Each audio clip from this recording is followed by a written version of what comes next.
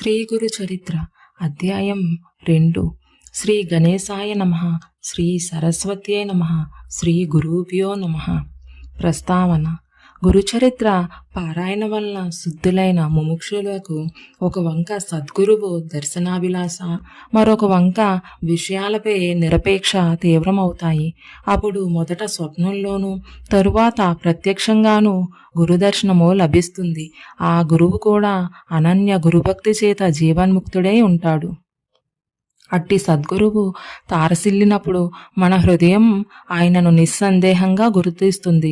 వేరు నిదర్శనాలు అవసరం లేకనే కేవలం దర్శన మాత్రం చేతనే శాంతి ఆనందాలు కలుగుతాయి. అటుపైన వారి పట్ల మనకు కలిగిన భావాన్ని నిశ్చలంగా నిలుపుకోవాలి. అందుకు కూడా వారి లీలలు, చరిత్ర పారాయణ, చింతనలే సాధనాలు. అంతటి పూర్ణ గురువుని తెలిపే అనన్య గురుభక్తుడు లభించడం కూడా మన జీవితాకాశంలో ఉదయిస్తున్న గురుకృపకు చిహ్నమే. అంటే గురుచరిత్ర పారాయణం చేసే అవకాశం కూడా ఇట్టిదేనన్నమాట. ఈ అధ్యాయంలోని గురుసేవ వృత్తాంతం కల్పితం కాదు. శ్రీ షిరిడి సాయినాథుని గురుసేవ అక్షరాల అలానే ఉండటం గమనార్హం. సద్గురు సేవ అనుగ్రహం వలన సచ్చిష్యుడు క్షణంలో వేదాంగ పారంగతుడు అవ్వవచ్చని, అతనికి సకల సిద్ధులు ప్రాప్తిస్తాయని పతంజలి మొదలైన మహర్షులు రాసిన యోగ శాస్త్ర గ్రంథాలు, శ్రీ గురుగీత కూడా చెబుతున్నాయి. శ్రీ అక్కలకోట స్వామి, తాజుద్దీన్ బాబా మొదలైన వారి చరిత్రలలో కూడా ఇందుకెన్నో తార్కాణాలు చూడవచ్చు. కథారంభము. స్వప్నంలో జడలు, విభూతి, పులితోలు ధరించి దర్శనమిచ్చిన ఆ మూర్తి నామధారకుని మనస్సుపై చెరగరాని ముద్ర వేసుకున్నది. ఆయనను ప్రత్యక్షంగా దర్శించాలన్న ఆవేదన అతనిలో తీవ్రమైంది. అతడు కొద్ది దూరం వెళ్ళేసరికి ఒకచోట కృపాకరుడు, ద్వంద్వాతీతుడు అయిన ఒక యోగి పుంగవుడు కనిపించాడు. పీతాంబరము, దానిపై పులి చర్మము, దేహమంతటా విభూతి, జడలు ధరించి ఉన్నాడు. ఆయన సాక్షాత్తు అతనికి స్వప్నంలో కనిపించిన యోగియే. ఆయన దర్శనంతో నామధారకుడికి రోమాంచితమై, కంఠం గద్గదమై, కన్నులు ఆనంద బాష్పాలతో నిండాయి. అతడు పారవస్యంతో నమస్కరించి, స్వామి, నేను శ్రీగురిని దర్శనం కోసం తపించి అది లభించకుంటే మరణించాలనుకున్నాను. కానీ స్వప్నంలో మీ దర్శనం అవగానే నా హృదయంలో సంతోషం ఉప్పొంగింది. కనుక నా దుఃఖం పోగొట్టగలవారు మీరేనని స్పష్టమైంది. స్వామి, నాకు తల్లి, తండ్రి, భయహారకుడు, పోషకుడు, ఆచార్యుడు అన్నీ మీరే. వేరు దిక్కు లేదు. నా అదృష్టం వలన మీ దర్శనమైంది. మానవులకు సిరి సంపదలు ఉన్నప్పుడు మాత్రమే బంధుమిత్రులు దగ్గరవుతారు. ఆపత్ సమయంలో అందరూ వదిలిపెడతారు. సజ్జనులు మాత్రమే అట్టి సమయంలో ఆదరిస్తారు. ఇంతటి కష్ట పరిస్థితిలో నాకు మీరు లభించారు. యోగీశ్వర, అజ్ఞానమనే చీకటిని నశింపచేయగల జ్ఞాన జ్యోతి స్వరూపులు మీరు. నా పేరు నామధారక శర్మ. తమ పేరేమి, ఎక్కడి నుండి వస్తున్నారు, ఎక్కడికి వెళ్తున్నారు అని అడిగాడు. ఆ యోగి ఇలా చెప్పారు, నాయనా, ఎవరి భక్తులు తప్పక భుక్తిని, ముక్తిని పొంది తీరుతారో, ఎవరిని యోగులు కూడా ధ్యానిస్తారో అట్టి త్రిమూర్తి అవతారమైన శ్రీ నృసింహ సరస్వతీ స్వామి శిష్యుణ్ణి నేను. ఆయనయే సద్గురువు. తనను ఆశ్రయించిన వారికి సకల సంపదలు, సౌఖ్యాలు అనుగ్రహిస్తారు. నన్ను సిద్ధుడంటారు. లోకానుగ్రహార్థం భూలోక సురలోకాలలో తీర్థయాత్రలు చేస్తుంటాను. నామధారకుడు, స్వామి, శ్రీ నృసింహ సరస్వతీ స్వామి మహిమ గురించి ఎందరో చెప్పగా విన్నాను. మా వంశీయులందరూ ఆయన భక్తులే. అందువల్లనే నాకు ఆయన యందు భక్తి కలిగింది. నేను ఎల్లప్పుడూ ఆయనను స్మరిస్తున్నాను. కానీ నేనెంత కష్టాలలో ఉన్నా, నేనెంతగా ఆయనను ప్రార్థించినా నన్ను ఆయన అనుగ్రహించలేదేమి? ఆయన నాపై ఆగ్రహించారెందుకు అని అడిగాడు. సిద్ధ శివయోగి వాత్సల్యంతో ఇలా అన్నారు, విప్రుడా, నేను చెప్పేది శ్రద్ధగా విను, ఎప్పుడూ గుర్తించుకో, భక్త వత్సలుడైన సద్గురువు తన కృపను అన్ని జీవులపైన ఎల్లప్పుడూ వర్షిస్తూనే ఉంటాడు. అందులో ఎట్టి లోపము ఉండదు. ఆయన కృపకు పాత్రులైన వారికే గాక వారి వంశంలో కూడా ఎవరికి ఎట్టి దైన్యమూ కలుగదు. ఆయనను సేవించినా నీ దైన్యం పోలేదంటే ఎంతో ఆశ్చర్యముగా ఉన్నది. నీవు మనస్సులో ఆయనను సంశయించి ఉండాలి. అందువలననే నీకన్ని కష్టాలు వచ్చాయి. త్రికరణ శుద్ధిగా ఆయననే నమ్మి సేవించే వారికి ఎట్టి కొరవ ఉండజాలదు. నీ గురుభక్తి ఇంకా దృఢం కాలేదు. శ్రద్ధ లేనివాడు, సంశయాత్మకుడు ఎవరి చేత ఎన్నడూ అంగీకరించబడడు. శ్రీగురుడు త్రిమూర్తి స్వరూపము. బ్రహ్మ, విష్ణు, రుద్రులు తమ భక్తునిపై కోపించిన సద్గురువు తన భక్తుని సునాయాసంగా రక్షించగలడు. కానీ ఆ సద్గురువే కోపిస్తే వానిని రక్షించగలవారు మరెవరూ లేరు. అయినా ఆయన ఎన్నడూ ఎవరిపైనా కోపించరు. అలాంటి శ్రీగురున్నే శంకించేవాణ్ణి అనుగ్రహించగలవారెవరు? అప్పుడు నామధారకుడు, స్వామి, సద్గురువు త్రిమూర్తి స్వరూపము ఎలా అయ్యారు అని అడిగాడు. సిద్ధుడు, మొదట పరమాత్మ ఒక్కడే ఉన్నాడు. ఆయన ఒకప్పుడు నేను అనేకమౌదునుగాక అని సంకల్పించి ఈ చరాచర విశ్వమయ్యాడు. అందులోని జీవులను ఉద్ధరించడానికి తిరిగి ఆయనయే సద్గురువుగా అవతరిస్తుంటాడు. అందువలన సద్గురువును తప్పక ఆశ్రయించాలి. శిష్యునికి తత్వజ్ఞానం కలిగించడం వలన, అజ్ఞానం నుండి రక్షించడం వలన, జన్మ పరంపరలను నశింపచేయడం వలన గురువు సృష్టి స్థితిలయాలకు కారణమైన త్రిమూర్తుల స్వరూపమయ్యారు అని చెప్పాడు. అంతటా నామధారకుడు, స్వామి, దేవతలు కోపించిన సద్గురువు రక్షించగలరంటిరే, అదెలా సంభవము? అందుకు తార్కాణమేమి? నా సందేహం తీర్చి నా మనస్సుకు స్థిరం ప్రసాదించండి అని వేడుకున్నాడు. సిద్ధుడు అతని జిజ్ఞాసకు సంతోషించి ఇలా చెప్పాడు, నీవు బుద్ధిమంతుడవు, మంచి ప్రశ్న వేశావు. మొదట ఒక్కడుగానున్న పరమాత్మ తాననేకమవ్వాలని సంకల్పించాడు. ఆ సంకల్పమే ఈ జగత్తును సృష్టించిన మాయాశక్తి. మొదట ఆ నారాయణుని నాభి నుండి ఒక కమలము, దాని నుండి బ్రహ్మ పుట్టారు. అతడు శ్రీ మహావిష్ణువు యొక్క ఆజ్ఞను అనుసరించి ఆయన నుండి వెలువడిన వేదాలలో వివరించబడిన రీతిన విశ్వమంతటినీ సృష్టించాడు. మొదట ఆయన బ్రహ్మనిష్ఠులైన సనక సనందన, సనత్ కుమార, సనత్ సుజాతులను, తరువాత ప్రజాపతులైన మరీచి, అత్రి, అంగీరస, పులహ, పులస్త్య, క్రతు, వశిష్ఠులను సృష్టించాడు. తరువాత ముల్లోకాలను, దేవతలను, నానా విధములైన జీవరాశిని, మానవులను సృష్టించాడు. వారి వారి పూర్వజన్మ సంస్కారములను అనుసరించి ఉత్తమమైన వర్ణాశ్రమ ధర్మాలను ఏర్పరిచాడు. అలాగే 4 యుగాలను సృష్టించి క్రమపద్ధతిన వాటిని భూమిపై ప్రవర్తింపచేశాడు. మొదటగా ఆయన సత్యమే ఆకారముగా కలిగి యజ్ఞోపవీతము, ఆభరణాలు ధరించియున్న కృతయుగాన్ని భూలోకంలో 17,28,000 సంవత్సరములు ప్రవర్తించురమ్మని ఆదేశించాడు. జ్ఞాన వైరాగ్యాలు ఈ కృతయుగ లక్షణాలు.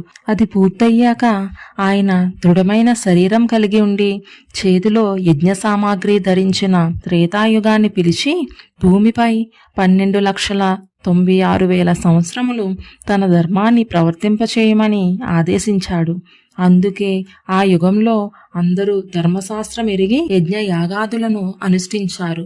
అటు తరువాత బ్రహ్మ ఖడ్గము, మంచం కోడు, ధనుర్బాణాలు ధరించిన ద్వాపరయుగాన్ని పిలిచి భూమిపై 8,64,000 సంవత్సరములు తన ధర్మాన్ని ప్రవర్తింపచేయమని ఆదేశించాడు. అందుకే ఆ యుగంలో శాంతి, ఉగ్రత్వము, దయ, కాఠిన్యము మొదలైన పరస్పర విరుద్ధములైన గుణాలతో మానవులు జీవించారు.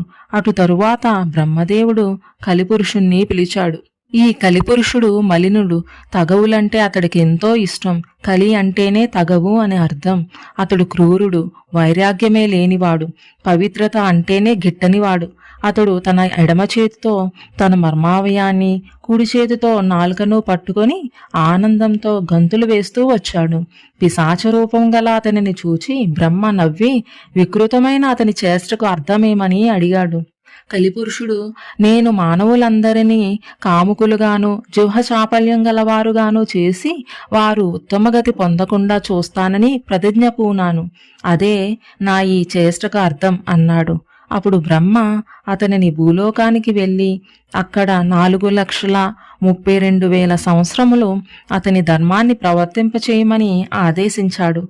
అప్పుడు కలిపురుషుడు భయపడి, స్వామి, నేను నిద్ర, కలహము, దుఃఖములంటే ఇష్టపడేవాణ్ణి, సిగ్గులేనివాడను, ఇతరుల వస్తువులను, స్త్రీలను అపహరించేవారు, దంభము, మాత్సర్యము కలవారు, కొంగజపం చేసే దొంగ సన్యాసులు, నమ్మిన వారికి ద్రోహం చేసేవారు, ధర్మాచరణకు అవసరమైన పదార్థాలను నాశనం చేసేవారు, స్త్రీ పుత్ర ధన వ్యామోహాలలో చిక్కినవారు, వేద శాస్త్రాలను నిందించేవారు, శివకేశవులు వేరని తలచి వారిని దూషించేవారు నాకెంతో ఇష్టలు, పుణ్యకార్యాలు చేసేవారు, ధర్మాన్ని పాటించేవారు నాకు శత్రువులు. ఎందరో ధర్మపరులున్న భూలోకానికి నేనెలా వెళ్ళగలను? బ్రహ్మజ్ఞానులను, భక్తులను, చిత్తశుద్ధితో జప ధ్యానాదులు చేసేవారిని చూస్తేనే భయంతో నాకు వణుకు పుడుతుంది అన్నాడు. అప్పుడు బ్రహ్మ, కలి, నీవు భూలోకంలో ధర్మమాచరించే వారిని విడిచిపెట్టి తదితరులలోని అధర్మాన్ని అనుసరించి వారిని లోపరుచుకొని నీ ధర్మాన్ని ప్రవర్తింపచేయి. శివకేశవులు ఒక్కొక్కరేనని తెలిసి పూజించేవారిని, తల్లి తండ్రి గురువులను సేవించేవారిని, కాశీలో నివసించేవారిని, గోవు తులసి మొదలైన వాటిని పూజించేవారిని, వేద శాస్త్ర పురాణ స్మృతులను ఆసక్తితో విని వివేకం పొంది ధర్మమును ఆచరించేవారిని నీవు బాధించవద్దు. ప్రత్యేకించి గురుసేవయందు దీక్ష వహించిన వారిని, గురుభక్తులను నీవేమీ చేయలేవు. నీవు వారిని బాధించవద్దు. భూలోకంలో మిగిలిన వారందరూ నీవక్కడ ప్రవేశించగానే నీకు లోబడి ప్రవర్తించగలరు అని చెప్పాడు. కలిపురుషుడు, స్వామి, గురువంటే ఎవరు? అతని గురించి మీరు ప్రత్యేకించి చెబుతున్నారే, అతని గొప్పతనమేమిటి అని అడిగాడు. బ్రహ్మ ఇలా చెప్పాడు. గురువు త్రిమూర్తుల స్వరూపము. ఆయనయే బ్రహ్మ, విష్ణువు, మహేశ్వరుడు. అందువలన గురువు సంప్రీతుడైతే త్రిమూర్తులు తృప్తి చెందుతారు. గురువు కోపించిన వారిని ఆ త్రిమూర్తులలో ఏ ఒక్కరూ రక్షించలేరు.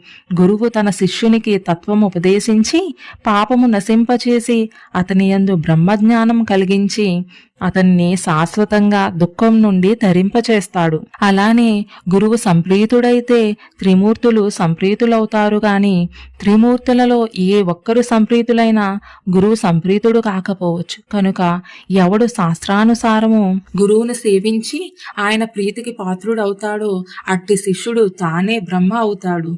అతనికి తీర్థయాత్రలు, వ్రతాలు, తపస్సు చేసిన ఫలితమంతా గురుసేవ వల్లనే లభిస్తుంది. గురువు వల్లనే శిష్యునికి వర్ణాశ్రమ ధర్మాలు, సదాచారము, సద్వివేకము, కర్మాచరణ, భక్తి, వైరాగ్యము, ముక్తి కూడా లభిస్తాయి. గురువు లేనిదే మోక్షం లభించదు. కారణం, గురువు లేనిదే శాస్త్రశ్రవణము, తత్వశ్రవణము లభించవు. అవి లభించుకుంటే మానవులకు నీ వలన భయం తప్పదు. శాస్త్రాలు స్వయంగా చదువుకుంటే అర్థమయ్యేవి కావు. శాస్త్రాలను సార్థకమైన రీతిన వివరించడం సద్గురువుకు మాత్రమే సాధ్యం. అందుకే ఆయన జ్ఞానజ్యోతి స్వరూపము. సద్గురువు సేవ వలన సర్వము సిద్ధిస్తుంది. అందుకు తార్కాణం చెబుతాను విను.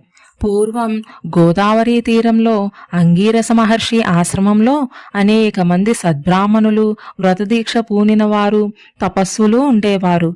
వారిలో పైలుని కుమారుడు వేదధర్ముడనే ముని ఉండేవారు. ఆయనకు ఎందరో శిష్యులుండేవారు. ఒకసారి ఆయన తన శిష్యుల భక్తి శ్రద్ధలను పరీక్షించదలిచి అందరినీ పిలిచి ఇలా అన్నారు. నా పూర్వజన్మ పాపాలలో ఎక్కువ భాగం ఈ జన్మలో తపస్సుతో నశింపచేసుకున్నాను. మిగిలి ఉన్న కొంచెము అనుభవిస్తే కానీ తీరదు. ఒకవేళ దానిని నా తపశ్శక్తితో పోగొట్టుకున్నా అది నా మోక్షానికి విఘ్నం కలిగిస్తుంది. అందువలన నేను సర్వపాపహరమైన కాశీనగరానికి వెళ్ళి ఆ కర్మశేషం అనుభవించి దాన్ని నశింపచేసుకుంటాను. అక్కడ నా పూర్వ పాపాన్ని అనుసరించి గలత్కుష్టి రోగిని, కుంటివాడిని, గుడ్డివాడిని అయ్యి 21 సంవత్సరములు కర్మఫలం అనుభవిస్తాను. అంతకాలము అక్కడ నాకు తోడుగా ఉండి సేవ చేయగలవారు మీలో ఎవరున్నారు? గురుసేవలో లోపమొస్తే ఏమి ప్రమాదమోనన్న భయంతో శిష్యులంతా మౌనం వహించారు. దీపకుడనే శిష్యుడు ఆయనకు నమస్కరించి, స్వామి, మోక్షానికి విఘ్నం కలిగించి పాపశేషం ఉంచుకోరాదు. కానీ మీరు అనుమతిస్తే మీ బదులు ఆ పాపం నేనే అనుభవించి మీకు సేవ చేస్తాను, అనుగ్రహించండి అని విన్నవించుకున్నాడు. అప్పుడు ఆ గురువు సంతోషించి, ఈ పాపం నేను అనుభవించవలసిందే, వేరొకరు అనుభవిస్తే తీరదు. రోగి కంటే అతనికి సేవ చేసేవారికే కష్టం ఎక్కువ. అందుకు ఇష్టమైతే నీవు నాతో రావచ్చు అన్నారు. దీపకుడు అందుకు అంగీకరించి గురువును కాశీకి తీసుకువెళ్ళాడు. అక్కడ వేదధర్ముడు మణికర్ణికా ఘట్టంలో స్నానం చేసి మణికర్ణికకు నమస్కరించి విశ్వనాథుణ్ణి పూజించాడు. అటు తరువాత కంబలాస్వతర ప్రదేశంలో దీపకుడు నిర్మించిన కుటీరంలో నివసించసాగాడు. వెంటనే ఆయనకు గలత్కుష్ఠు రోగము, కుంటితనము, గుడ్డితనము వచ్చాయి. ఆయన శరీరమంతా కుష్ఠురోగంతో కుళ్ళిపోయి పురుగులు పడి దుర్వాసన కొట్టసాగింది. దానికి తోడు మతిస్థిమితం కూడా తప్పింది. సహజంగా ఎంతో ప్రేమమూర్తి అయిన ఆ ముని ఎంతో క్రూరంగా ప్రవర్తించసాగాడు. దీపకుడు మాత్రం తన గురువు సాక్షాత్తు విశ్వనాథుడని విశ్వసించి నిత్యము ఆయన శరీరం శుభ్రం చేసి సర్వోపచారాలతో పూజ చేసి అన్నం తెచ్చి పెడుతుండేవాడు. ఆ ముని మాత్రం అతనిని ఎన్నో రీతులా బాధిస్తుండేవాడు. అతడు మంచి అన్నం తెచ్చినా కూడా కొంచెమే తెచ్చాడని కోపించి ముని దానిని నేలపై విసిరుకొట్టేవారు. దీపకుడు ఎక్కువగా భోజనం తెచ్చినప్పుడు ఆయన దానిని రుచి చూచి బాగాలేదని విసురుకొట్టి రుచికరమైన భోజనం తెచ్చిపెట్టమని వేధించేవారు. ఒక్కొక్కప్పుడు ప్రేమతో, అబ్బాయి, నీవు ఉత్తమ శిష్యుడివి, నా కోసం నీవెంతో కష్టపడుతున్నావు అని లాలించేవారు. కానీ మరుక్షణమే కోపించి, దుర్మార్గుడా, నీవు నన్నెంతో పీడిస్తున్నావు, నీవు వెళ్ళిపో, నా శరీరంలో దుర్వాసన పోయేలా కడగటం లేదు, అందువల్ల ఈగలు నన్ను కొడుతున్నాయి, తోలకుండా చూస్తావేమి అని కసురుతారు. దీపకుడు ఆ పని చేయబోతే ఆయన, దుష్టుడా, ఆకలితో నా ప్రాణం పోతున్నది, ఇంకా భిక్షకు పోయి అన్నం తీసుకురాలేదేమి అని తిట్టేవారు, కొట్టేవారు. దీపకుడు మాత్రం కొంచెం కూడా చలించలేదు. పాపము ఎక్కువగా ఉన్నవారికి కష్టాలతో పాటు దుష్టత్వం కూడా కలుగుతుందని తెలుసుకుని దీపకుడు గురువును భక్తితో సేవిస్తున్నాడు. గురువే సకల దేవతా స్వరూపమని నమ్మిన అతడు కాశీ క్షేత్రయాత్ర కూడా చేయక అచటి దేవతలను కూడా దర్శించక గురుసేవలోనే లీనమయ్యాడు. అతడెవరితోనూ మాట్లాడేవాడు కాదు. తన శరీరానికి కావలసిన పనులు కూడా చేసుకునేవాడు కాదు. ఒకనాడు కాశీ విశ్వనాథుడు అతని గురుభక్తికి మెచ్చి దర్శనమిచ్చి వరం కోరుకోమన్నాడు. అతడు తన గురుదేవుని అనుజ్ఞ లేకుండా ఎట్టి వరము కోరలేనన్నాడు. తన గురువు వద్దకు వెళ్ళి వారి వ్యాధి తగ్గేలా తాను వరం కోరుకోవడం ఆయనకిష్టమేనా అని వేదధర్ముణ్ణి విచారించాడు. అప్పుడు ఆయన, ఏమిరా, నా సేవ చేయడం నీకంత కష్టంగా ఉందా? నా కోసం నీ వెట్టి వరము కోరనక్కర్లేదు.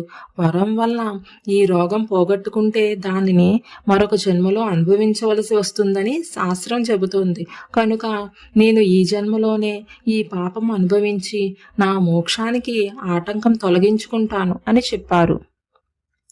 కాశీ విశ్వనాథుడు దీపకుని ద్వారా ఆ విషయం తెలుసుకుని నిర్వాణ మండపానికి వచ్చి దేవతలందరి సమక్షంలో ఆశ్చర్యంతో ఆ విషయం విష్ణుమూర్తితో చెప్పాడు.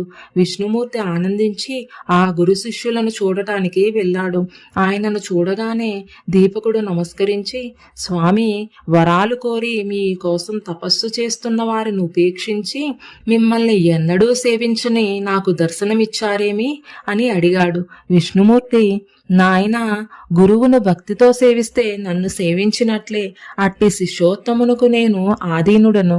తల్లిదండ్రులను, విద్వాంసులను, విప్రులను, తపస్సులను, యతులను పూజించేవారు పతియే దైవమని విశ్వసించి అతనిని సేవించే పతివ్రతలు కూడా నన్ను సేవించిన వారే అవుతారు అని చెప్పి వరం కోరుకోమన్నాడు.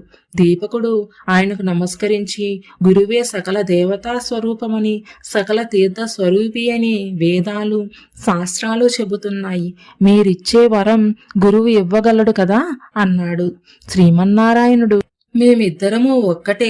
మా ఇద్దరి సంతోషం కోసం వరం కోరుకో, నేను అది ప్రసాదించి ఎల్లప్పుడూ నీ ఆధీనంలోనే ఉంటాను. దీపకుడు స్వామి, అలా అయితే నా గురుభక్తి నిరంతరము వృద్ధి చెందేలా అనుగ్రహించు అని కోరాడు. విష్ణువు సంతోషించి, నీవు గురుసేవ వలన తరించావు, నీవి లోకంలోనే బ్రహ్మానందము పొందగలవు, నీవెల్లప్పుడూ నీ గురుదేవుణ్ణి ఇలానే సేవిస్తుండు. వేదము, వేదాంగాలు, వేదాంత వాక్యాల అర్థం తెలుసుకొని గురువే పరమార్థమని, పరబ్రహ్మమని తెలుసుకొని గురువును ఎవరైతే సేవిస్తారో వారికి దేవతలందరూ వశమవుతారు. నిరంతరము సద్గురువుని సేవించేవారు కూడా లోకపూజ్యులే. త్రిమూర్తులమైన మా అనుగ్రహం వల్లనే మానవులకు సద్గురువు లభిస్తారు అని చెప్పి విష్ణువు అంతర్ధానమయ్యాడు. తరువాత దీపకుడు ఈ సంగతి చెప్పకముందే వేదధర్ముడు జరిగినదంతా చెప్పి దీపకుని గురుభక్తికి మెచ్చి, చిరంజీవ, నీవు కాశీలోనే నివసించు, అష్టసిద్ధులు నవనిధులు నిన్ను సేవిస్తుంటాయి, నిన్ను స్మరించిన వారి కష్టాలు కూడా నశిస్తాయి అని ఆశీర్వదించి వెంటనే ఆరోగ్యవంతుడయ్యాడు. కాశీక్షేత్ర ప్రభావము తెలపడానికి, శిష్యుణ్ణి పరీక్షించడానికి, స్వధర్మాన్ని బోధించడానికి వేదధర్ముడు కుష్ఠరోగి వలె కనిపించాడే కాని నిజానికి ఆయనకు పాపమెక్కడిది? ఆయన తన శిష్యులను ఉద్ధరించడంలో అమిత కుశలుడు, లోకప్రియుడు, జీవన్ముక్తుడు, ఆదర్శప్రాయుడైన ముముక్షువు. తన ప్రారబ్ధాన్ని సంతోషంగా ఎలా అనుభవించాలో సాధకులకు తెలపడానికి, శిష్యుని భక్తిని, నిష్ఠ, ఓరిములను, విశ్వాసాన్ని పరీక్షించడానికి మాత్రమే కుష్ఠరోగగ్రస్తుడయ్యాడు. ఇటువంటి గురుసేవా వృత్తాంతాలు అనేకమున్నాయి. ఇవి చెప్పేవారి దోషాలను, వినేవారి పాపాలను కూడా పోగొడతాయి. ఓ కలిపురుష, కలియుగం ఆరంభం అవ్వాల్సి ఉన్నది కనుక నీవు భూలోకానికి వెళ్ళు, కాని సద్గురు భక్తుణ్ణి నీవు కంటితోనైనా చూడవద్దు సుమా అని బ్రహ్మదేవుడు ఆదేశించాడు. అది విని కలిపురుషుడు ఆయనకు నమస్కరించి భూలోకానికి వెళ్ళాడు. గురువు యొక్క మహిమ ఇంతటిదని చెప్పడానికి వీలవుతుందా?